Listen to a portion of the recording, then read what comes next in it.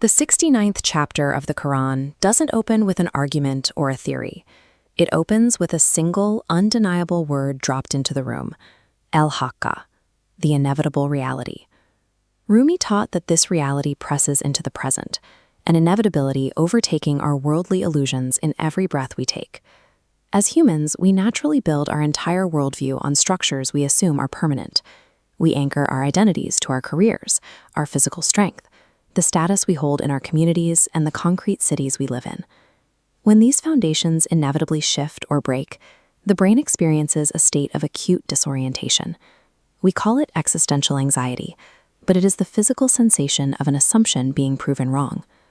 Surviving the arrival of the inevitable reality requires a specific kind of internal clarity, a state called ikhlas, or deep sincerity.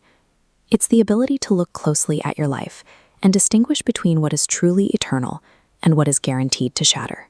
If you want to know what happens when a society deliberately refuses to acknowledge this ultimate reality, the text provides historical case studies as evidence. The first is the ancient civilization of Ad. They looked at their massive cities and technological strength and arrogantly asked, "Who is stronger than us in might?" They relied entirely on physical dominion. In response, they were utterly decimated by a relentless, stripping, freezing wind that left their monumental structures empty. This chart illustrates the Dunning-Kruger effect, perceived competence plotted against actual knowledge. It forms a steep peak where people drastically overestimate their strength. Ad mistook temporary power for ultimate reality. Blind to warning signs, they faced catastrophic failure, plummeting steeply downward when reality asserted itself. Arrogance is a far heavier burden than simple ignorance.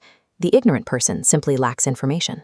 The arrogant person actively rejects the exact evidence required to save them. The people of Thamud and the empire of Pharaoh possessed clear guidance and intelligence, yet their societies still collapsed. Their failure was a matter of the will, not a lack of information. Pharaoh chose to maintain an empire of illusion over undeniable truth. He ignored the signs brought by Moses, and his supposedly untouchable dynasty drowned, leaving behind the scattered ruins of ultimate human power. Cognitive neuroscience distinguishes between passive disbelief and active denial. Deliberately choosing blindness over known facts, preferring the illusion, activates different neural pathways, particularly in regions associated with value-based decision-making. They didn't miss the truth, they evaluated it and chose to walk away. The classical scholar Al-Qushayri recognized the gravity of this choice. He taught that this deliberate physical and neurological ruin is merely the outward manifestation of an internal spiritual death that happened long before the wind or the water ever arrived. True spiritual survival requires adab, a proper, humble etiquette with the divine. It's the willingness to recognize and accept God's signs before the destructive consequences are written into reality.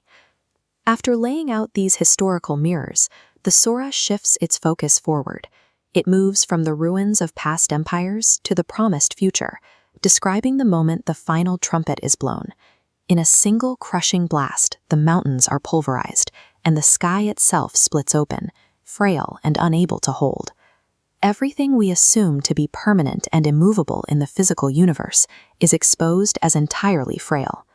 When our core assumptions of stability are violated on a cosmic scale, the human mind struggles to comprehend the sheer lack of ground beneath its feet. The ultimate terror of this inevitable event is realizing in the moment of dissolution that you anchored your entire existence to an architecture of illusion. In the midst of this cosmic shattering, verse 17 places 8 angels supporting and carrying the throne of God. The mystic philosopher Ibn Arabi noted that the number 8 represents completeness. Even as the physical world fragments, divine order holds perfectly. It does not shake. This brings us to the core principle of tawakkul, or absolute divine reliance.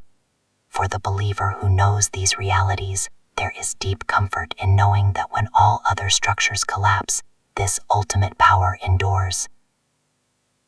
O you who will split the sky, let me not build my life on what will split. When my arrogance makes me deaf, strike the ground beneath me with truth. And when everything falls away, let me be among those who held to you. When everything temporary finally splits, the only true safety is reliance on the one who holds the throne. Thanks for watching. This script was adapted from human research and structured with AI assistance. See you in the next one.